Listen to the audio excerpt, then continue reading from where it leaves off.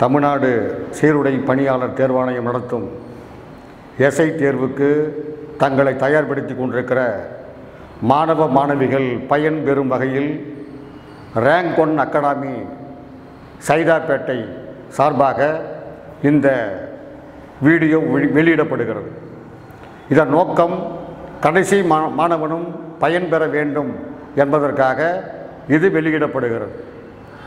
இதில் உளவியல் பிரிவில் கேட்கப்படும் கேள்விகளை பற்றி உளவியலில் அறிவு கூர்மை பகுதியிலிருந்து என்னென்ன கேள்விகள் கேட்பார்கள் என்பதை பற்றி ஒரு விளக்கமான ஒரு வீடியோவாக நாங்கள் இதை வெளியிடுகிறோம். இதில் முதலில் சுருக்குதல் என்ற பகுதியிலிருந்து கேட்பார்கள். சுருக்குதல் என்பது சிம்பிளிஃபிகேஷன். சுருக்குதல்னா என்னங்க? ஒரு விதி இருக்கிறது. அந்த விதிக்கு பேர் என்ன? போட்மாஸ் அப்படிங்கிற விதி. அந்த போட்மாஸை பயன்படுத்தி நாம் கேட்கப்படும் கேள்விகளுக்கு விடையளிக்க வேண்டும். போட்மாஸ் அப்படின்னா என்ன அர்த்தம்? BODMAS, போட்மாஸ். பி என்றால் பிராக்கெட், அடைப்புக்குறி என்று பொருள். அதில் 3 விதமான அடைப்புக்குறிகள் இருக்கின்றன. எப்படி சார்? இப்படி ஒரு அடைப்புக்குறி இருக்கிறது, இப்படி ஒரு அடைப்புக்குறி இருக்கிறது, இப்படி ஒரு அடைப்புக்குறி இருக்கிறது. இந்த அடைப்புக்குறியை எப்படி நாம் சால்வ் செய்ய வேண்டும் என்பதை சால்வ் செய்து விட்ட முதலில் அதை செய்ய வேண்டும். இரண்டாவது ஓ என்றால் உடைய, ஆஃப் என்பது உடைய என்று பொருள். உடைய என்றால் பெருக்குதல் என்பது பொருள். ஆஃப்னு கொடுத்தா அதை நாம் சால்வ் பண்ண வேண்டும். அடுத்து டி என்றால் டிவிஷன், வகுத்தலை சால்வ் செய்ய வேண்டும். எம்னா மல்டிப்ளிகேஷன், பெருக்கலை நாம் தீர்க்க வேண்டும். ஏ என்றால் கூட்டலை நாம் செய்ய வேண்டும். எஸ் என்றால் சப்ட்ராக்ஷன், கழித்தலை நாம் செய்ய வேண்டும். இதிலிருந்து ஒரு கேள்வி கண்டிப்பாக எழுப்புவார்கள். இது எஸ்ஐ எக்ஸாமுக்கு மட்டுமல்ல, டிஎன்பிசி எக்ஸாமுக்கும் இது முக்கியமானதாக இருக்கிறது. அவங்களையும் கேள்வி கேட்பாங்க. அப்போ போட்மாஸை பற்றி நான் உங்களுக்கு வீடியோ போடுவோம். ரெண்டாவது சாப்டர் என்ன சார்? எண் தொடர்பான கணக்குகள், அதாவது ப்ராப்ளம்ஸ் ரிலேட்டட் டு நம்பர்ஸ். எண் தொடர்பான கணக்குகள். அதில் என்னென்ன சார் கேட்பாங்க? எண்களில் பார்த்தீங்கன்னா முழு எண்கள், இயல் எண்கள், ஒற்றைப்படை எண்கள், இரட்டைப்படை எண்கள், இதெல்லாம் இருக்குது. அப்போ என்ன சொல்லுவாங்கன்னா, ஒரு 2 இலக்க எண்கள் எடுத்துக்குவாங்க. உதாரணத்துக்கு இப்போ 47 என்கிற 2 இலக்க எண் எடுத்துக்கொள்ளப்படுகிறது. அப்போ இலக்கங்களின் கூடுதல் 2 இலக்க நம்பர், 1 10, 2 இலக்க நம்பர். இந்த 2 இலக்க எண்களின் கூடுதல் 11. ஆமாம், 4 7 11. இந்த எண்ணோடு 27 கூட்டுகிறார்கள். 27 கூட்டினா என்னாமா? 7 7 14க்கு 4, மிச்சம் 1. இங்க 5 5 2 7. இந்த இலக்கங்கள் இடமாறுகிறது. அப்ப ஒரு 2 இலக்க எண்களின் இலக்கங்களின் கூடுதல் 11. அந்த இலக்கத்தோடு ஒரு 27 கூட்டினால் அந்த இலக்கங்கள் இடமாறுகிறது என்றால் அந்த எண் என்னன்னு கேட்பாங்க. இது எண் தொடர்பான கணக்கு. அப்புறம் ஒரு கேள்வி கேட்பாங்க. அப்புறம் என்ன சார் கேட்பாங்க? ஒரு எண்ணிலிருந்து நம்பர் தெரியாது சார், 40% கழிக்கும் போது when a number is subtracted, 30% of a number is subtracted, ஒரு எண் தெரியாது சார். அந்த எண்ணிலிருந்து அந்த எண்ணின் 30% குறைக்கப்படுகிறது. அந்த நம்பருடைய 30% குறைச்சிட்டீங்க, உங்களுக்கு அந்த நம்பர் 60ஆக கிடைக்கிறது என்றால் அந்த எண் என்ன என்று கேட்பார்கள். நம்பர் தெரியாது. அப்போ 2க்கு உள்ள வித்தியாசம், ஒரு நம்பருக்கும் அது 30%க்கும் உள்ள வித்தியாசம் என்பது 70% இருக்க வேண்டும். அப்போ 70%, 70/100 என்பது 60ஆக இருந்தால் 100 என்பது என்னவென்று கழிக்க வேண்டும். அப்போ இன்ட்டு 100 டிவைடட் பை 70, இது சால்வ் பண்ணால் கிடைக்கும். அப்போ இப்படிப்பட்ட கேள்விகள் கேட்கப்படலாம். அடுத்தது ஒரு 2 இலக்க எண்கள் இருக்கிறது. அந்த 2 இலக்க எண்களுடைய கூடுதல் கொடுக்கப்படும். நான் ஒரு நம்பர் எடுத்துக்கிறாங்க, 10 என்ற ஒரு எண் நம்பர், 15 என்ற ஒரு நம்பர். 2 நம்பரையும் கூட்டுறாங்க. கூட்டும் போது 2 கூட்டும் போது 25 வருகிறது. அப்ப 2 எண்களின் கூடுதல் 25. இந்த 2 நம்பருக்குள்ள வித்தியாசம் 5. அப்ப 5 வருகிறது. அப்ப 2 எண்களின் கூடுதல் 25, அதன் வித்தியாசம் 5 என்றால் அந்த எண்களின் பெருக்கல் பலன் என்ன என்று கேட்பார்கள். நம்ம என்ன பண்ண போறோம்? 2 நம்பர் தெரியாது சார், எக்ஸ்னு வச்சுக்கு ஒய்னு வச்சுக்கு எக்ஸ் ப்ளஸ் ஒய் ஈக்குவல் 25 அப்படியும் போடலாம், ஷார்ட்கட்டாகவும் போடலாம். நான் மெத்தட் சொல்கிறேன், அப்புறம் ஷார்ட்கட்டாக உங்களுக்கு வீடியோவில் சொல்கிறேன். 2 எண்கள் இருக்கிறது, எக்ஸ் ப்ளஸ் ஒய், 2 எண்களுடைய கூடுதல் 25, 2 எண்களுக்குள்ள வித்தியாசம், அப்போ எக்ஸ் மைனஸ் ஒய், 2க்கும் உள்ள வித்தியாசம் 5. அந்த 2க்கும் உள்ள வித்தியாசம் இதை சால்வ் பண்ணும்போது ஒய்க்கு Y cancel, 2x equal to 25 ஆகிறது. சாரி, 2x ஈக்குவல் டு 30 ஆகிறது. அப்போ X is equal to 30/2 equal to 15 ஆகிறது. அப்போ முதல் ஈக்குவல்ஸை சப்ஸ்டிட்யூட் பண்ணுறோம். எக்ஸ் வந்து 15 plus y equal to 25. Y மதிப்பை கண்டுபிடிக்கணும். y ஈக்குவல் டு 25, இது இந்த பக்கம் போகும்போது மைனஸ் ஆகும். 15 ஈக்குவல் டு 10, ஒய் என்பது 10 ஆகிறது. எக்ஸ் என்பது 15 ஆகிறது, ஒய் என்பது 5 ஆகிறது. 2க்கும் உள்ள வித்தியாசம் என்பது உங்களுக்கு 5 ஆகிறது. அப்போ அது 15, இது 10, 2க்கும் உள்ள வித்தியாசம் என்பது 5 ஆகிறது. அப்படி கேட்பாங்க கேள்வி. இல்லை அதனுடைய பெருக்கல் பலன் நம்பர் கண்டுபிடிச்சிங்க, நம்பர் கண்டுபிடிச்ச உடனே அதனுடைய பெருக்கல் பலன் 10 × 15 ஈக்குவல் டு 150 என்று நீங்கள் பதிலளிக்கலாம். அப்போ 2 நம்பருக்கு உள்ள பெருக்கல் பலன் என்னன்னு கேட்பாங்க, 150. சுருக்கத்தில் பற்றி பார்த்தோம். 2வது சாப்டர். இதில் அடிக்கடி கேட்கக்கூடிய கேள்வி எண் தொடர்பான கணக்குகள். எண்கள் என்பது என்ன? முழு எண்கள் இருக்கு, இயல் எண்கள் இருக்கு, ஒற்றைப்படை எண்கள் இருக்கு, இரட்டைப்படை எண்கள் இருக்கு, விகிதமுறா எண்கள் இருக்கு, இப்படி பல எண்கள் இருக்கின்றன. அப்போ இதில் எப்படி கேள்வி கேட்பாங்க அப்படின்னா, ஒரு நம்பர் எடுத்துக்குவாங்க, ஒரு எண் நமக்கு தெரியாது, அந்த எண்ணிலிருந்து 40 கழிக்கிறார்கள். அப்போ எக்ஸ் மைனஸ் 40, அந்த எண் 60 மாறுகிறது. ஓ, எக்ஸ் 40 கழிச்ச உடனே 60 மாறிடுது. அப்போ 100 என்பது 60 மாறுகிறது. ஏன் மாறுது? 40 கழித்தவுடன் மாறுகிறது. 40 கழித்தவுடன் மாறின உடனே 100 60 மாறுகிறது என்றால் அந்த 40 என்பது தான் 40க்கு சமமானது.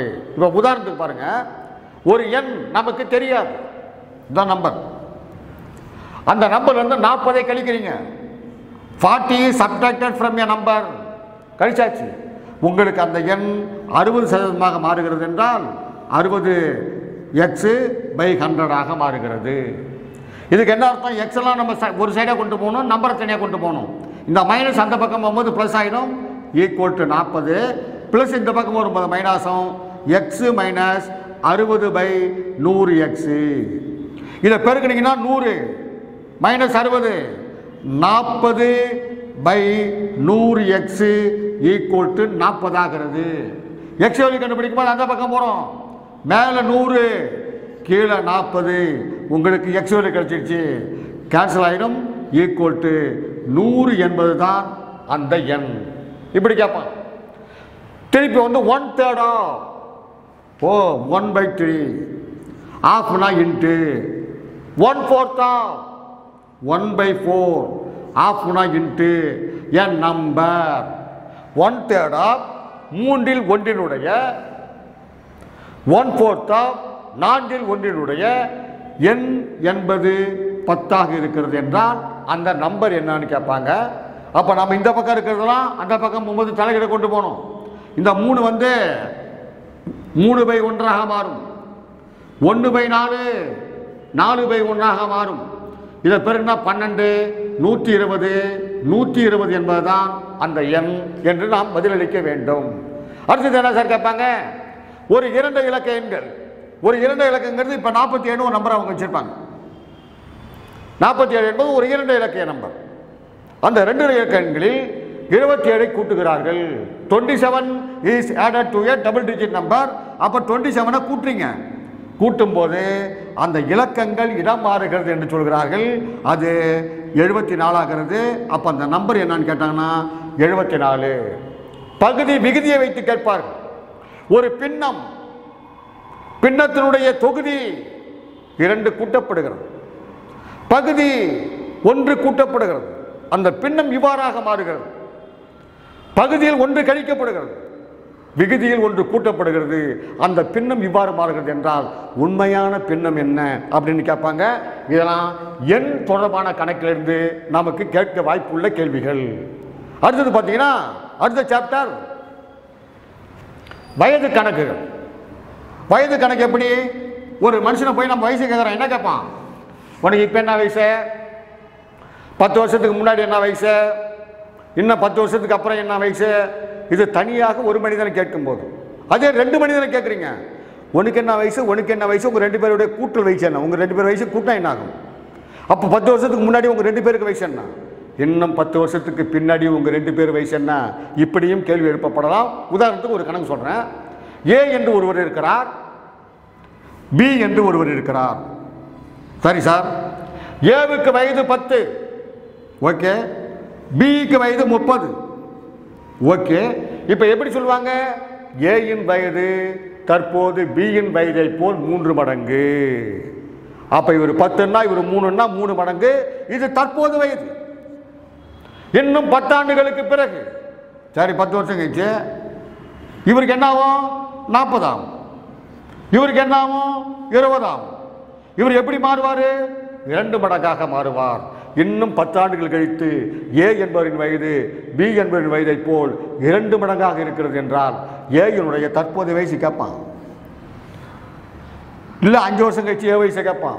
இது மாதிரி கேட்கறது தான் வயது சம்பந்தப்பட்ட கணக்குகள் என்பது கேட்பாங்க. அதில் பார்த்தீங்கன்னா இன்னொன்று, இப்போ ஏபிசி 3 பேர் இருக்காங்க சார், ஓகே. அவங்க 3 பேருடைய மொத்த வயசு இப்போ 90 சார். 3 பேருக்கும் 5 வருஷத்துக்கு முன்னாடி என்ன சார் வயசு இருக்கும்? அப்ப இவருக்கு 5 குறைப்போம், இவருக்கு 5 குறைப்போம், இவருக்கு 5 குறைச்சி 90லேருந்து 15 குறைச்சோம்னா ஈக்குவல் டு 75ஆக இருப்பார்கள். பின்னாடி கேட்டா 5 கூட்டுவோம், கூட்டி நாம சொல்லுவோம். இதை பற்றி நாம் ஒரு முழுசாக ஒரு வீடியோவில் வயது கணக்குகளை பற்றி பார்க்க போறோம். அது எளிமையாக நீங்க ஒரே நாள் 1 மணி நேரத்தில் உங்களுக்கு அனைத்தும் தெரிந்துவிடும். அப்படி சிம்பிளாக புரியும் விதத்தில் அனைத்து மாடலும் உங்களுக்காக நடத்த போகிறோம். அடுத்த சாப்டர் பார்த்தீங்கன்னா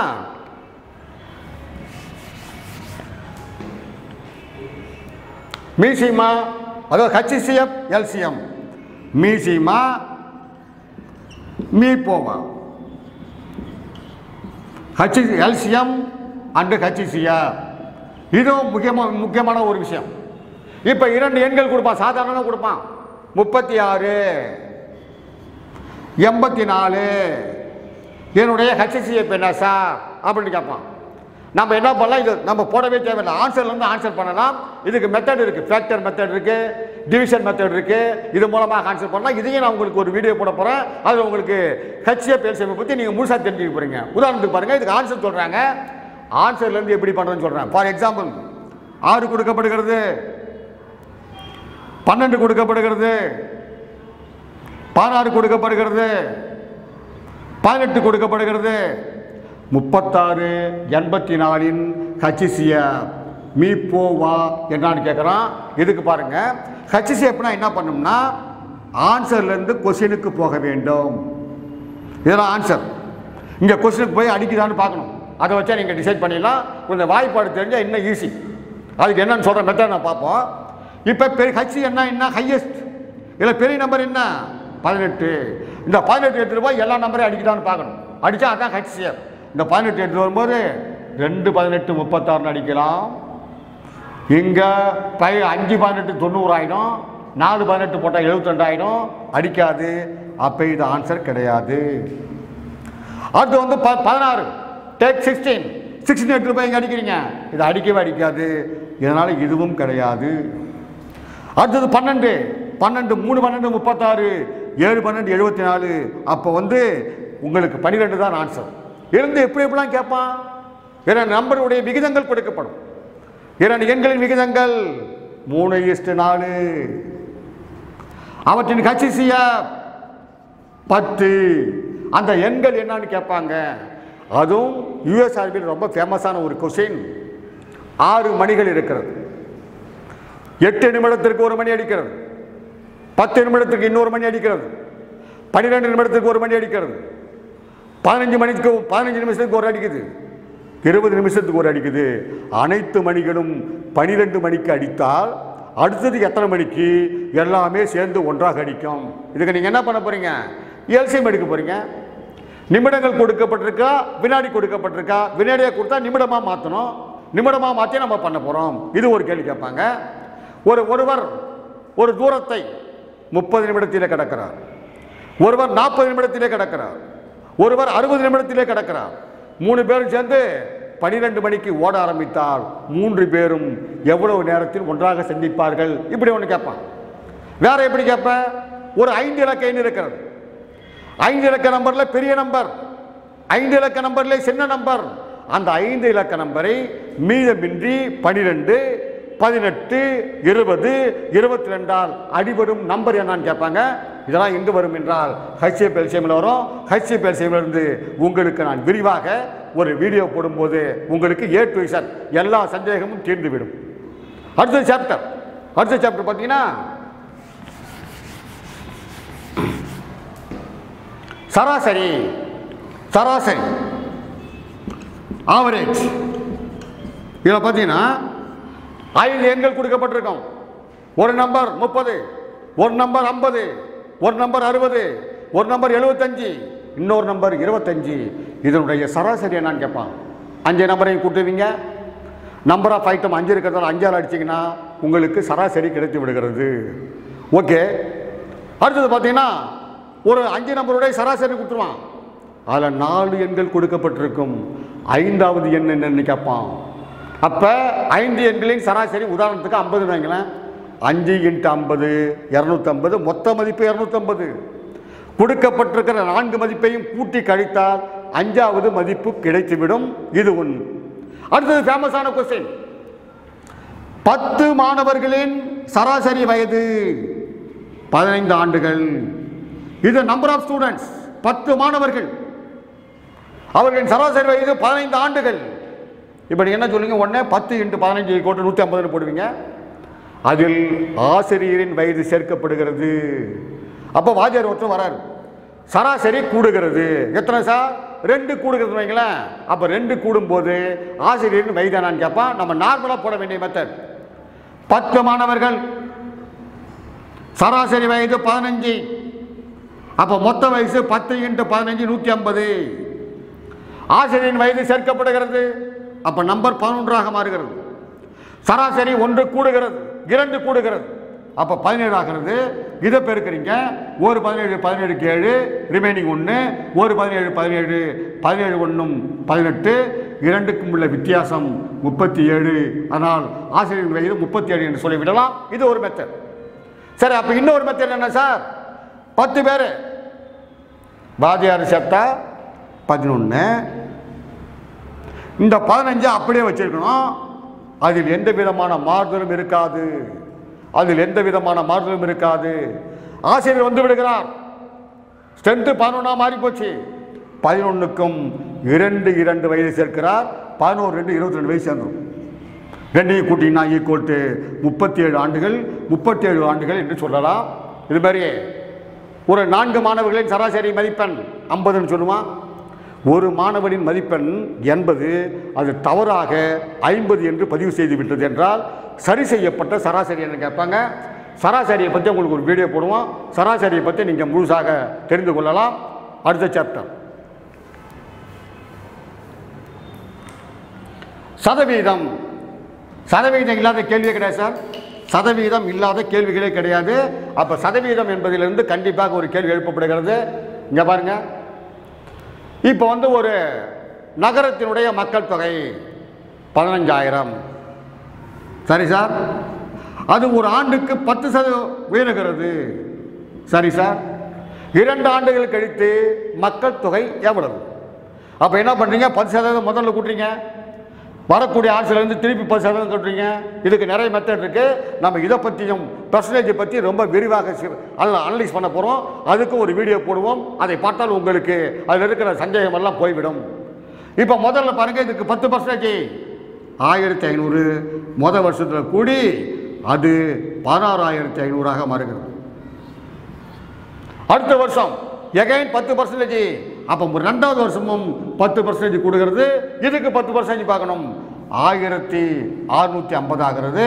அப்போ 0 5 11க்கு 1 பாக்கி 1 2 8 1 18,150. இப்போ அடுத்தது பார்த்தீங்கன்னா அடிக்கடி கேட்குற கேள்வி. ஒரு வியாபாரி இருக்கிறார். ஒரு வியாபாரி சில எண்ணிக்கையில் படங்களை வைத்திருக்கிறார். அப்போ என்ன பண்ணால் பர்சன்டேஜ்னு சொன்ன உடனே நீங்கள் என்ன திங்க் பண்ண வேண்டும் என்றால் 100 என்று சிந்தனை செய்துவிட வேண்டும். 100 அடிப்படையாக வச்சு தான் நீங்கள் சிந்தனை பண்ணணும். ஒரு வியாபாரி 100 பழங்களை வைத்திருக்கிறார். சதவீதம் என்பது 100. அதில் 40 பழங்கள் கெட்டு போய்விட்டது. சரி, 100ல் 40 ரோட்டன், கெட்டு போய்விட்டது.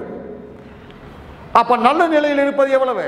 100ல் 40 போனால் 60 நல்ல நிலையில் இருக்கும். அப்ப 60 பழங்கள் நல்ல நிலையில் இருக்கும். இது குட் கண்டிஷன்.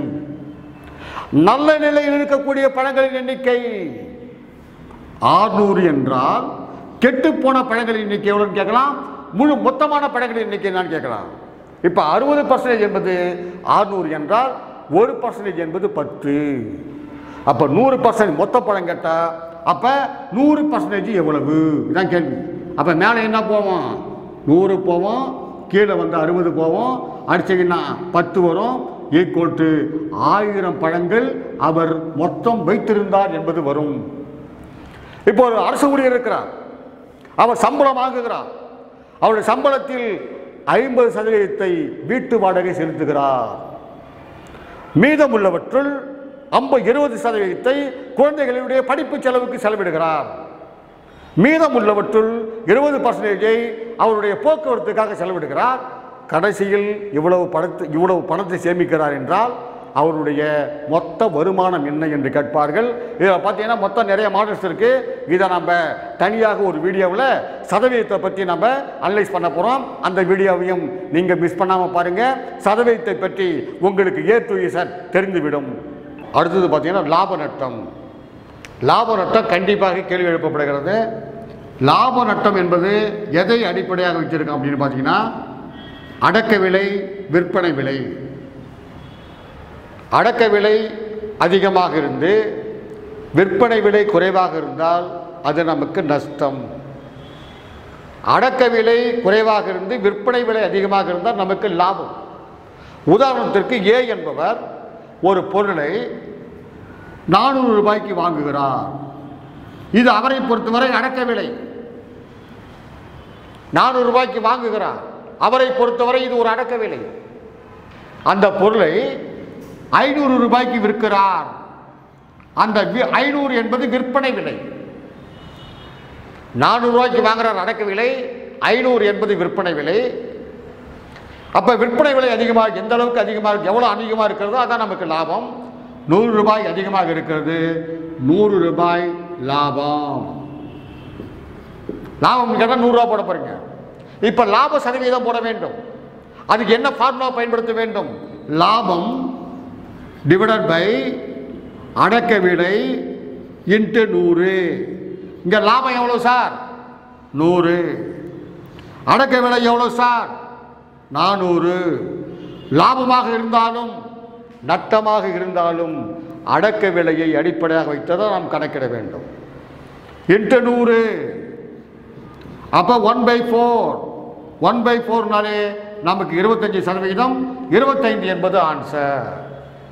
25% என்பதுதான் நமக்கான ஆன்சர். இது இல்லாமல் A என்பவர் ஒரு சைக்கிளை ரூபாய் 5000க்கு வாங்குகிறார்.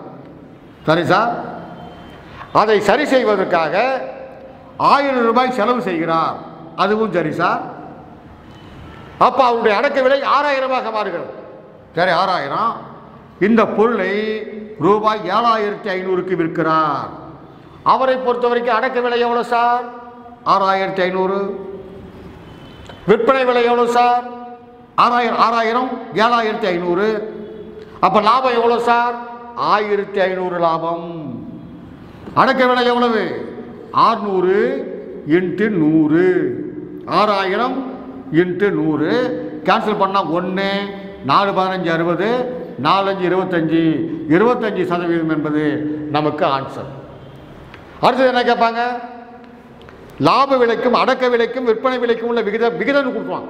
அப்ப நமக்கு என்ன கிடைப்பாங்கன்னா ஒரு பொருளின் அடக்க விலைக்கும் விற்பனை விலைக்கும் உள்ள விகிதங்கள் 4:5. 4 என்பது அடக்க விலையாகிறது, 5 என்பது விற்பனை விலையாகிறது. அப்ப விற்பனை விலை தான் அதிகமாக இருக்கிறது. எவ்வளவு அதிகமா இருக்கு? 1 அதிகமா இருக்கு. 1/4 இன்ட்டு சதவீதத்துக்கு 100 போட்டீங்கன்னா 25% என்பது நமக்கு ஆன்சர் என்று முடிவெடுக்கலாம். அப்ப இன்னும் வேற என்ன கேட்பீங்க? ஈக்குவல் 5 பொருள்களின் விற்பனை விலை 6 பொருள்களின் அடக்கு விலைக்கு சமம் என்றால் லாப சதவீதம் என்ன அப்படின்னு கேட்பாங்க. இல்லை நிறைய காம்ப்ளிகேஷனான கேட்க 1/4 லாபம் என்பது அடக்க விலையில் 4இல் 1 பங்கு அப்படின்ற மாதிரி கேட்பாங்க. இதை நம்ம எல்லாம் பார்க்க போகிறோம். லாப நட்டத்துக்குன்னு தனி வீடியோ A to Z அனைவருக்கும் புரியும் வண்ணத்தில் எளிய வண்ணத்தில் ஷார்ட்கட் டெக்னிக்கில் போடுவோம். அதையும் நம்ம பார்த்துக்கலாம்.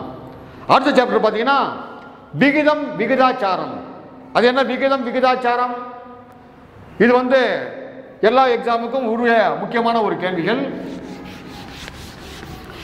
இதில் 3வது விகிதாச்சாரம், 4வது விகிதாச்சாரம், சராசரி விகிதாச்சாரம், இப்படிப்பட்ட கேள்வி இருக்கிறது. ஃபர்ஸ்ட் என்ன சொல்றாங்கன்னா A/B. A/B equal to 3:4. சரி சார். B/C equal to 5:6. அதுவும் சரி சார். என்றால் A/B/C என்ன? A/B 3:4. இங்க 3, இங்க 4. B/C, B இங்க, C இங்க 5, 6. இப்போ நம்ம என்ன பண்ணணும்னா இதை ஃபில் பண்ணுறதுக்கு இந்த 4 இங்கே போடணும், இந்த 5 இங்கே போட்டு மல்டிப்ளை பண்ணணும். இது 15, இது 20, இது 24. இதுதான் இதற்கான சுருக்கம். முடிஞ்சால் சுருக்கணும், இல்லை அப்படியே வேலை சொல்லணும். இது விகிதாச்சாரம், விகிதாச்சாரம். இப்போ நம்பர் கொடுத்துறாங்க. எத்தனை நம்பர் கொடுக்குறான்? ஒரு 3 நம்பர் கொடுக்குறான். உதாரணத்திற்கு 10, 15, 20 4வது விகிதாச்சாரம் என்ன அப்படின்னு கேட்குறான். அப்படியே 4th ப்ரொபோஷன் கேட்டால் 3 நம்பர் கொடுத்துருப்பான். 4வது நம்பரை நாம் எக்ஸாக எடுத்துக்கொள்ள வேண்டும்.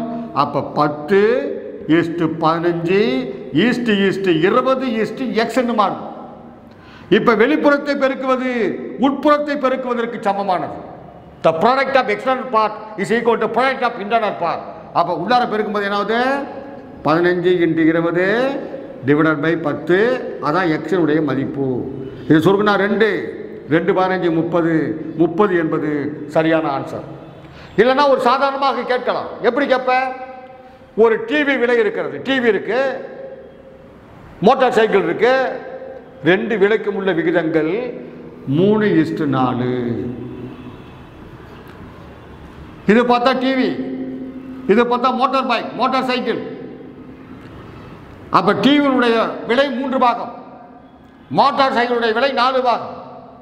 இதை விட இது 1 பாகம் அதிகமாக இருக்கிறது, இதை விட இது 1 பாகம் குறைவாக இருக்கிறது. இப்ப கேட்பான், மோட்டார் சைக்கிள் விலை டிவி விலையோட 10,000 ரூபாய் அதிகம். அப்ப நீங்க திங்க் பண்ணணும், இதை விட இது 1 பகுதி அதிகமாக இருக்கிறது, 10,000 ரூபாய் அதிகமாக இருக்கிறது.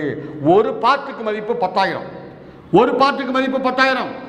அப்ப 3 பார்ட்டுக்கு மதிப்பு அளவு 30,000, 4 பார்ட்டுக்கு மதிப்பு அளவு 40,000 என்று போட வேண்டும்.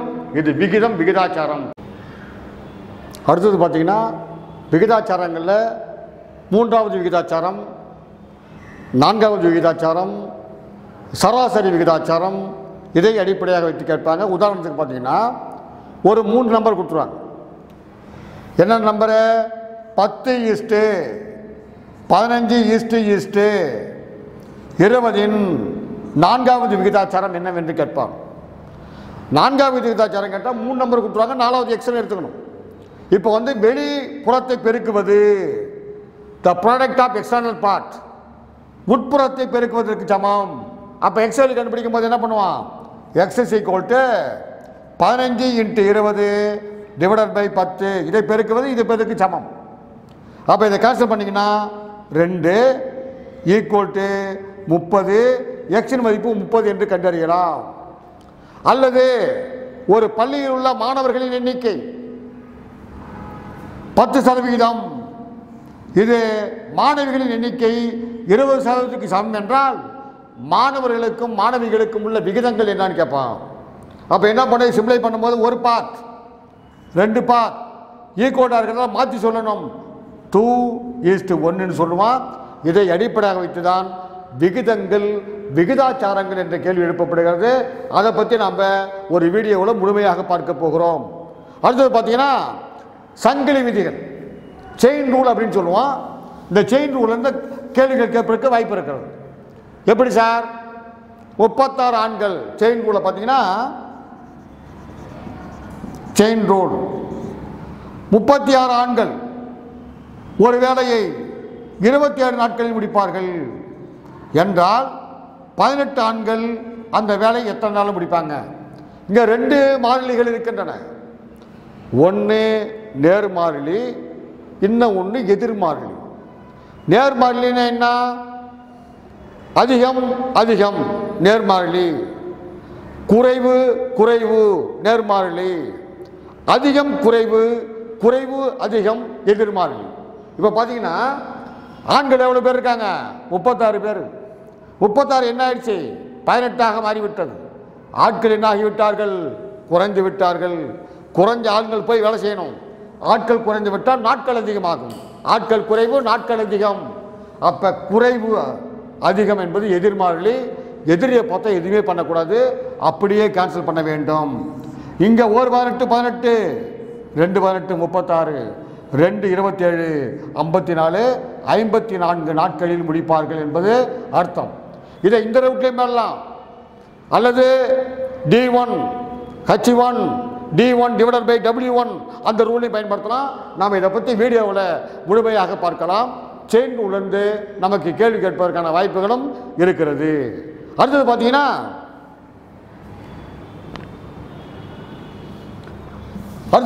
உங்களுக்கு குழாய் கணக்கு. குழாய் கணக்கு பைப் அண்ட் சிஸ்டம்னு சொல்லுவாங்க. குழாய் கணக்கு இதுவும் டைம் அண்ட் ஒர்க்கும் ஒன்று தான். பைப்ஸ் அண்ட் சிஸ்டம்ஸ் குழாய் கணக்கு என்ன சார்? எப்படி சார் கேட்பான்? ஏ என்ற ஒரு குழாய் ஒரு தொட்டியை 10 நிமிடத்தில் நிரப்பும். ஏ ஒரு தொட்டி எவ்வளோ நேரத்தில் நிரப்பும்? 10 நிமிஷம், 1/10 நிமிடங்கள். பி என்ற குழாய் அதே தொட்டியை 20 நிமிடத்தில் நிரப்பும். அப்போ பி = 1/20. ஏவும் பியும் ஒரே நேரத்தில் திறந்து விடப்படுகிறது. அந்த தொட்டி எவ்வளோ நேரத்தில் நிரம்பும்? ரெண்டையும் ப்ளஸ் பண்ணணும். அப்போ 1/10 + 1/20, 20 எல்சியமாக எடுக்கலாம். 20ல் 10 2 டைம்ஸ், 2 + 20ல் 21 டைம் = 3/20. இது எக்ஸாக்டாக கேன்சல் பண்ணாது, ரிசிப்ரோக்கல் பண்ணணும். = 20/3. இதை கேன்சல் பண்ணினா = 6 3 18, 2/3, 6 2/3 என்பது ஆன்சர். இன்னொரு குழாய் இருக்கு.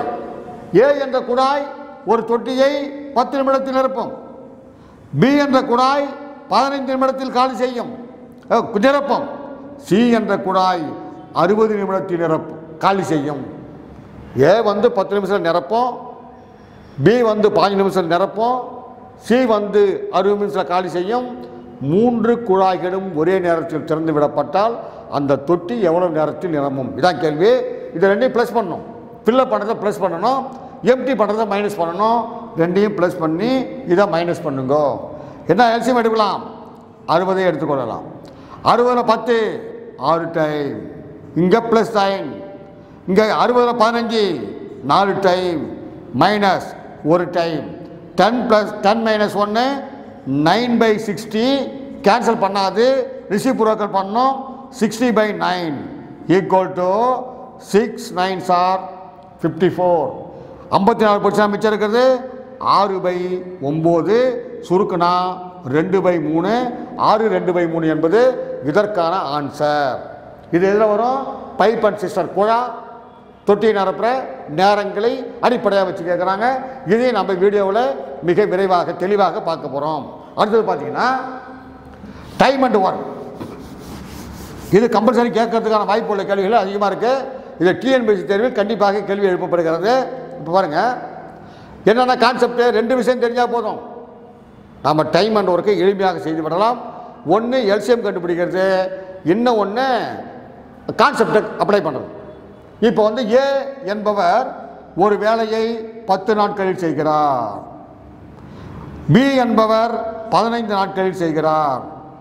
ஏவும் பியும் சேர்ந்து அந்த வேலை எவ்வளோ நாளில் பண்ணுவாங்க இப்படி கேட்கலாம். ஏ வந்து 10 நாள் செய்வார், பி வந்து 5 நாள் செய்வார். 2 பேரும் ஒன்றா தொழில் ஆரம்பிக்கிறாங்க. 3 நாட்கள் கழித்து பி சென்று விடுகிறார். மீதமுள்ள வேலையை ஏ எவ்வளோ நேரத்தில் பண்ணுவார்னு கேட்பாங்க. அல்லது ஏ வந்து பியை விட 2 மடங்கு வேலை செய்யக்கூடிய திறன் படுத்திருக்கிறார் அப்படிங்கிற திறனை அடிப்படையாக வச்சு கேட்கலாம். சம்பளத்தை பிரித்து கொடுக்குறத அடிப்படையாக வச்சு கேட்கலாம். நடுவில் விட்டு போகிறத கேட்கலாம், அல்லது ஜாயின் பண்ணுறதை கேட்கலாம். இது எல்லாமே நம்ம வீடியோவில் டைம் அண்ட் ஒர்க்கை தெளிவாக பார்ப்போம். டைம் அண்ட் ஒர்க்கில் கம்பல்சரி போட்டித் தேர்வில் கேள்வி எழுப்பப்படுகிறது. இதுக்கு பாருங்கள், ஏ எத்தனை நாள்? 10 நாள். பி எவ்வளோ நாள்? 5 நாள். ஏவும் பியும் இவரே 10 நாள் பண்ணுறாரு. இவரோடு இவர் சேரும்போது கண்டிப்பாக 10 நாளை விட குறைவாகத்தான் ஆகும். இது 2க்கு எல்சிஎம் 30. 30ல் 10 3 டைம் ப்ளஸ் 30ல் 15 2 டைம் ஈக்குவல் டு 5/30. இதை சுருக்கினா 1/6. 6 என்பது மிக துல்லியமான ஆன்சர். 6 நாட்களில் முடிப்பார்கள். இதே கேள்வி மாற்றும் போது என்ன பண்ணுவீங்க? ஏவும் பியும் 6 நாட்களில் முடிக்கிறார்கள். அதில் ஏ மட்டும் 10 நாட்களில் முடிக்கிறார். பி மட்டும் எத்தனை நாள் முடிக்கிறாங்க கேட்கலாமா? இங்கே கான்செப்ட் என்ன ஆகுது? ஏவும் பியிலிருந்து ஏவை கழித்து விட்டால் நமக்கு பி கிடைத்துவிடும். ஏபியிலிருந்து யாரும் ஏபி 1/6. யார் வேணும்? பி வேணும். யாரை கழிக்க வேண்டும்? ஏவை கழிக்க வேண்டும். -1/10. 2க்கு எல்சிஎம் என்ன இருப்பீங்க? 30. 30ல் இது எத்தனை டைம் இருக்கு? 5 டைம். மைனஸ் இது எத்தனை டைம் இருக்கு? 3 டைம் ஈக்குவல் டு 2/30. இதை சுருக்கினீங்கன்னா 1/15. 15 நாட்கள் முடிப்பார்கள். இதில் நிறைய மாடல்ஸ் இருக்கு. இதுக்குன்னு ஒரு வீடியோ போடுவோம். அதில் 25 கணக்குகள் 30 கேள்விகளை நாம் விவாதிக்கலாம். இது போட போட நம்மால் எளிமையாக போட முடியும். அடுத்த சாப்டர் பார்த்தீங்கன்னா தனி வட்டி கூட்டு வட்டி. தனி வட்டி கூட்டு வட்டி. இப்போ தனி வட்டி அது என்ன சார் இருக்கு? மொத்தம் 4 விஷயம் தான் இருக்கு. ஒன்று அசல் தொகை, சிம்பிள் இண்டஸ்ட்ரி. அசல் தொகை இருக்கும், வட்டி வீதம் இருக்கும், ஆண்டுகள் இருக்கும், மாதங்கள் இருக்கும். இப்போ உதாரணத்துக்கு வந்து ஏ வந்து ரூபாய் 10,000 பியிடமிருந்து கடன் வாங்குகிறார். அப்போ அசல் தொகை 10,000. ஒரு ஆண்டுக்கு 10% வட்டி வீதத்தில் வாங்குகிறார். அப்போ வந்து வட்டி வீதம் 10%. 3 ஆண்டுகளுக்கு வாங்குகிறார். 3 ஆண்டுகள் கழித்து அவர் செலுத்தும் தனி வட்டி எவ்வளவு அப்படின்னு கேட்பான் கேள்வி. இப்போ நமக்கு ரூல்ஸ் தெரியும். PNR/100 அதை பயன்படுத்துவோம். அது இல்லாத மைண்ட்லேயும் போடலாம். இதில் 10% எவ்வளவு? 1000. ஒரு வருஷத்துக்கு 1000 ரூபா. 3 வருஷத்துக்கு எவ்வளவு? 3000. 3000 என்பது ஆன்சர். இதில் வந்து வேற மாதிரியா இது இல்லாமல் தனி வட்டியில் இது அசல் எதுலாம் கொடுக்க மாட்டாங்க. தனி வட்டியில் ஒரு தொகையானது 3 ஆண்டுகளில் ரூபாய் 800ஆகவும், இது செகண்ட் டைப் கொஸ்டின். 3 ஆண்டுகளில் தனி வட்டியில் ஒரு தொகையானது 3 வருஷம் 800 மாறுது. 4 ஆண்டுகளில் ரூபாய் 900 மாறுகிறது என்றால் அசல் தொகை என்னன்னு கேட்பான், வட்டி வீதம் என்னன்னு கேட்பான். இப்போ பாருங்க, தனி வட்டி எத்தனை வருஷம் ஆனாலும் மாறவே மாறாது. இப்போ வந்து ஆண்டுகளுடைய வித்தியாசம் 1 வருஷம். தனி வட்டி வித்தியாசம் 100 ரூபாய். ஒரு வருஷத்துக்கு 100 ரூபா வட்டி. அப்போ 3 வருஷத்துக்கு எவ்வளோ வட்டி? 300 ரூபா வட்டி. இருந்து 300 ரூபாயை கழித்து விடலாம். உங்களுக்கு 500 ரூபா அசல் தொகை கிடைக்கும். இதில் போட்டிங்கன்னா 400 ரூபாய் கழித்து விடலாம். அசல் தொகை 500 கிடைக்கும். அசலை கண்டுபிடிச்சிடலாம். அசலை கண்டுபிடிச்சோடனே நமக்கு ரேட் ஆஃப் இன்ட்ரெஸ்ட் கண்டுபிடிச்சிடலாம். இதை வைத்து தனி வட்டி கேட்கப்படுகிறது. தனி வட்டியை பற்றி நாம் விரிவாக ஒரு வீடியோவில் பேசலாம். அடுத்து பார்த்தீங்கன்னா கூட்டு வட்டி. கூட்டு வட்டி தனி வட்டிக்கும் கூட்டு வட்டிக்கு என்ன வித்தியாசம்? தனி வட்டியில் வட்டி எத்தனை ஆண்டுகள் ஆனாலும் மாறாது, ஒரே வட்டி தான். 100 வருஷமானாலும் ஒரே வட்டி, 50 வருஷமானாலும் ஒரே வட்டி. ஆனால் கூட்டு வட்டிகள் ஒரு ஆண்டு முடிந்தவுடன் அசல் தொகையோடு வட்டி சேர்ந்து புதிய அசலாக மாறிவிடுகிறது. அப்போ கூட்டு வட்டியில் என்னென்னு கேட்பேன்? மொத்தம் 8 டைப்பில் தான் கேட்பேன் கேள்வி. அது என்ன டைப்பு? ஃபஸ்ட்டு வந்து 2 இயர்ஸ் மாடல், அடுத்தது வந்து 3 இயர்ஸ் மாடல், அடுத்தது 2.5, 1.5 ஃப்ராக்ஷனல் பேஸ் மாடல், அடுத்து வந்து ஆஃப் இயர் அரை ஆண்டு வீதத்தில் கணக்கிடப்படுவது, அடுத்தது குவார்ட்டர் இயர் காலாண்டு வீதத்தில் கணக்கிடப்படுவது, அடுத்தது தனி வட்டிக்கும் கூட்டு வட்டிக்கும் உள்ள வித்தியாசம், அடுத்தது ரேட் ஆஃப் இன்ட்ரெஸ்ட் கண்டுபிடிக்கிறது, நம்பர் ஆஃப் இயர்ஸை கண்டுபிடிக்கிறது. எல்லாமே நம்ம தனியாக போடலாம், மிக எளிமையாக போட்டு விடலாம். உதாரணத்துக்கு பாருங்க, இதுக்கு நம்ம ரூல் இருக்கு. என்ன ரூலு? சிஐ கண்டுபிடிக்கிறதுக்கு P into 1 + r/100 whole power n என்ற விதி பயன்படுத்தப்படுகிறது. இந்த ஃபார்முலா இல்லாமலும் நம்ம போடலாம். சில இடத்துல ஃபார்முலா பயன்படுத்தணும், அது தேவைப்படும் போது நம்ம பயன்படுத்திக்கலாம். இதை வச்சு நம்ம கூட்டு வட்டி போட போகிறோம். கூட்டு வட்டியில் அனைத்து கேள்விகளும் எல்லா மாடலும் உங்களுக்கு நடத்தப்படும். உதாரணத்துக்கு பாருங்க, கூட்டு வட்டியில் ஒரு தொகையானது 3 ஆண்டுகளில் 3 மடங்காகிறது. இது வந்து நம்பர் ஆஃப் இயர்ஸ் 3 டைம்ஸ் வந்து 3 டைம்ஸ். எத்தனை ஆண்டுகளில் அது 27 மடங்காக மாறும் அப்படின்னு கேட்குறான். கூட்டு வட்டி தான் 3 வருடங்களில் 3 மடங்காகிறது. அது 27 மடங்காக வேண்டும் என்றால் எத்தனை ஆண்டுகள் ஆகும் என்பது கேள்வி. இப்போ பார்த்தா டைம்ஸ் தான் உங்களுக்கு லிங்க் இருக்கு. இது 3, இது 3 கியூப். இந்த கியூப் இருக்குல்ல பவரு, இந்த பவரை கொண்டாந்து இங்கே பெருக்குனா உங்களுக்கு ஆன்சர் கிடைத்து விடுகிறது. 9 ஆண்டுகள் என்பது ஆன்சராக நான் போட்டு விடலாம். இதுதான் விஷயம். அது தனி வட்டிக்கும் கூட்டு வட்டிக்கும் வித்தியாசம். தொகை அதாவது வித்தியாசம் கொடுத்துவிட்டு அமௌண்ட்டை கேட்பான், அமௌண்ட்டை கொடுத்துவிட்டு வித்தியாசம் கேட்பான், ரெண்டையும் கொடுத்துவிட்டு ரேட்டை கேட்பான், இல்லை நம்பர் ஆஃப் இயர்ஸ் கேட்பான். அதுவும் நம்ம இதில் விவாதிப்போம். அனைத்து மாடல்களும் நாம் வீடியோவில் விவாதிப்போம்.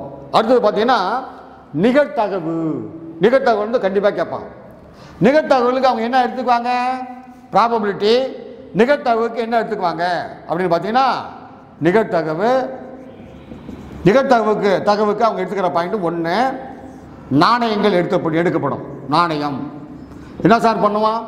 ஒரு நாணயம் சுண்டிவிடப்படுகிறது, அல்லது 2 நாணயங்கள் சுண்டிவிடப்படுகிறது, அல்லது 3 நாணயங்கள் சுண்டிவிடப்படுகிறது. அதனுடைய பூவாக கிடைப்பதற்கான, தலையாக கிடைப்பதற்கான நிகழ்தகவு என்ன? 2 நாணயம் சுண்டப்படுகிறது.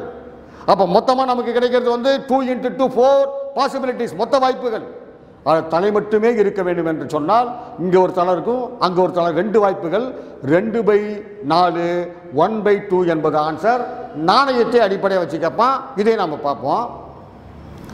அடுத்தது பார்த்தீங்கன்னா நாணயம் இல்லாமல் பகடை அடிப்படையாக வச்சு கேட்பான்.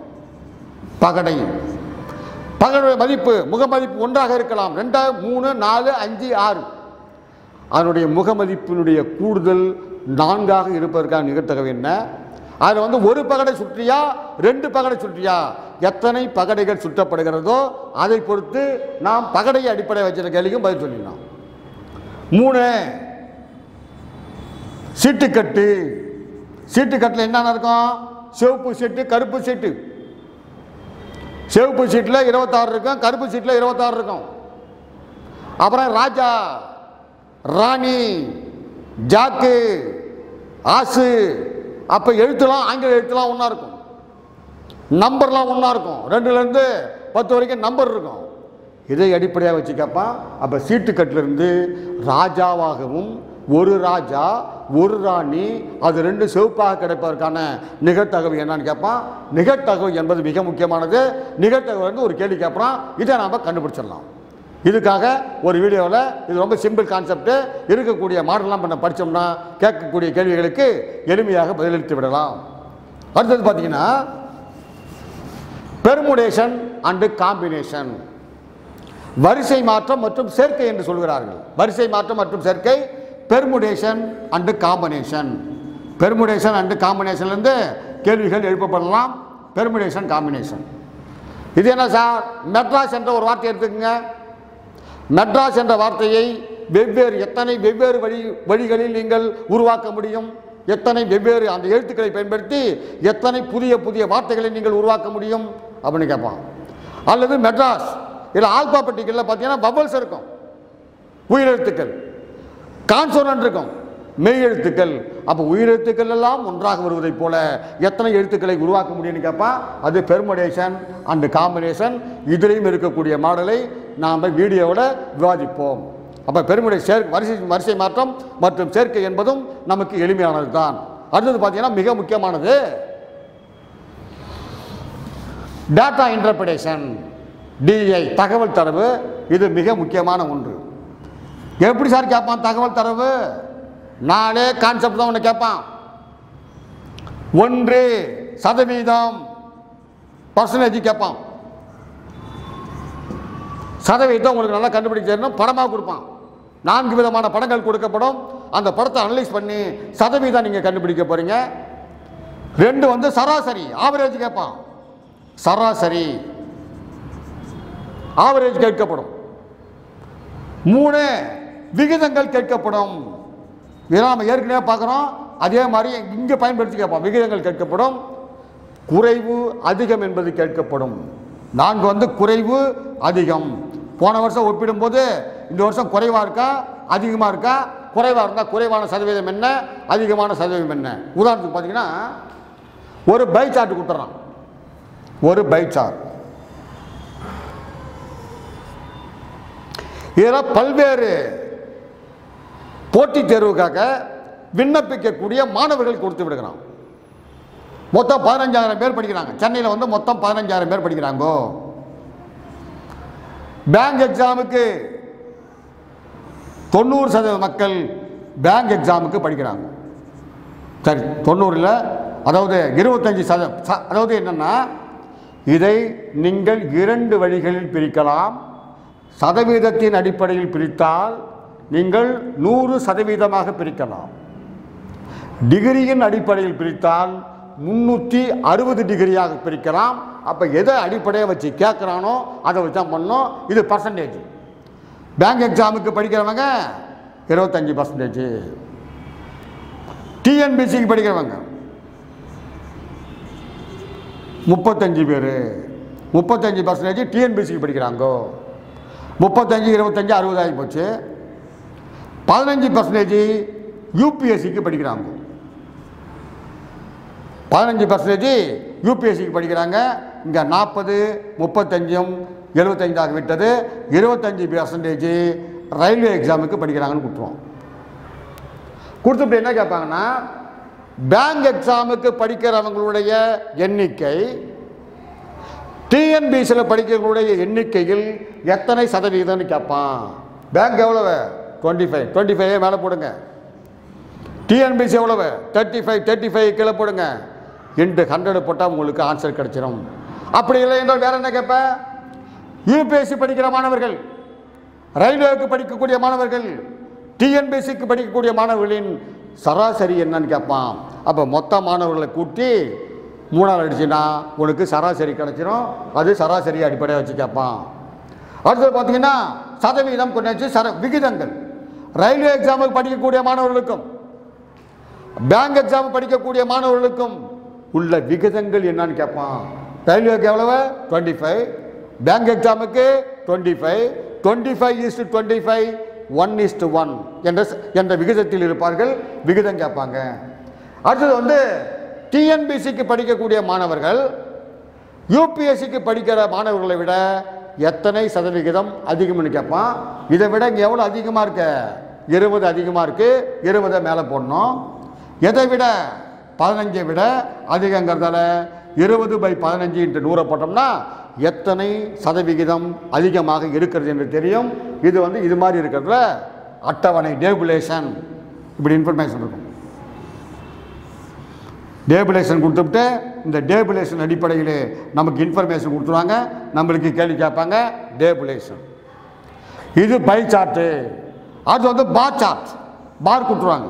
ஏதாவது வருஷம் பொருள் விற்கிறது இல்லை கவர்மெண்ட் ப்ராஜெக்ட்டு ஏதாவது ஒன்று கொடுத்துட்டு இதன் அடிப்படையில் கேட்கலாம். அது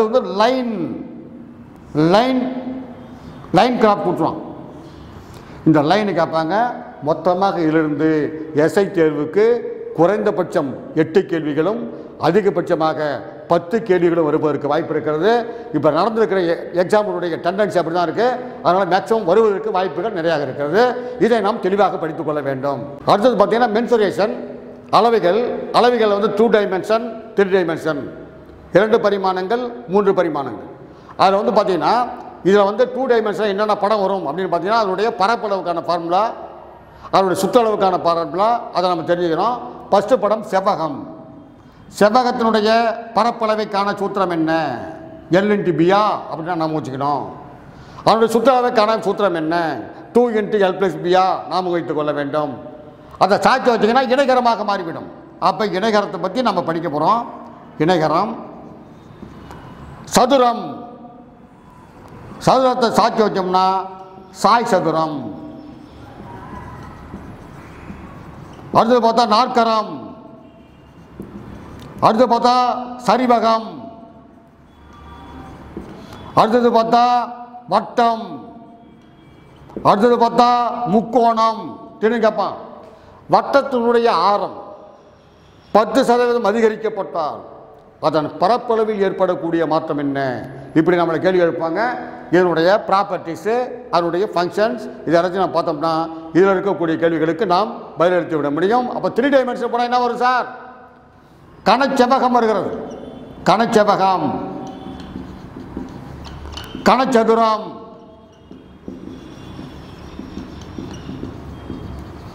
கனச்செவ்வகம் வருது, கனச்சதுரம் வருது, உருளை வருது.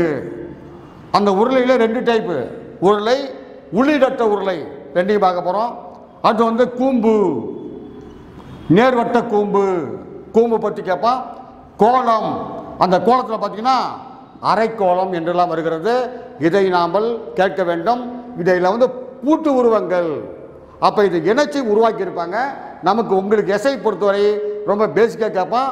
டிஎன்பிசியை பொறுத்த வரைக்கும் நம்ம எல்லாத்தையுமே நல்லா தெரிஞ்சுக்கிறது ரொம்ப நல்லது. இதை கேட்பாங்க. அடுத்தது என்ன சார் கேட்பாங்க? அடுத்து புள்ளியியல், ஸ்டாட்டிஸ்டிக்ஸ். அந்த ஸ்டாட்டிஸ்டிக்ஸில் பார்த்தீங்கன்னா நீங்கள் முக்கியமாக தெரிந்து கொள்ள வேண்டியது 1 சராசரி. புள்ளிகளில் நீங்கள் தெரிந்து கொள்ள வேண்டியது 1 வந்து சராசரி, 2 வந்து இடைநிலை, 3வது முகடு, 4வது வீச்சு, 5வது வந்து வீச்சு கெழு. அடுத்தது பார்த்தா திட்ட விளக்கம். அடுத்தது பார்த்தாங்கன்னா மாறுபாட்டு கெழு. அடுத்தது பார்த்தீங்கன்னா நிகழ்தகவு. அவன் என்ன கேட்பாங்க அடிக்கடி? நிகழ்தகவனுடைய மதிப்பு எதிலிருந்து எதுக்குள்ள அமையும் அப்படின்னு கேட்பாங்க. இதை நம்ம ஸ்கூல் புக்கில் இருக்கக்கூடிய அனைத்தையும் படித்து விட்டால் இதில் இருக்கிறது நம்ம ஆன்சர் அடிச்சிடலாம். அதுமாதிரி வடிவியலில் பார்த்தீங்கன்னா அடிப்படையாக இருக்கிறதுலேருந்து நம்மளை கேள்வி கேட்பான், புரிஞ்சுக்கிறாங்களா அப்படின்னு கேட்பாங்க. அதையும் நம்ம படிச்சிடலாம். வீடியோ வந்து போட்டித் தேர்வுகளுக்கு தயாராகிறவர்களுக்கு மிக மிக பயனுள்ளதாக இருக்கும். அதனால் நீங்களும் பயனடையுங்கள். உங்களுக்கு தெரிந்த நண்பர்கள், உறவினர்களுக்கும் இதை பகிர்ந்து எங்களுக்கு ஆதரவு தரும்படி கேட்டுக்கொள்கிறேன். நன்றி, வணக்கம்.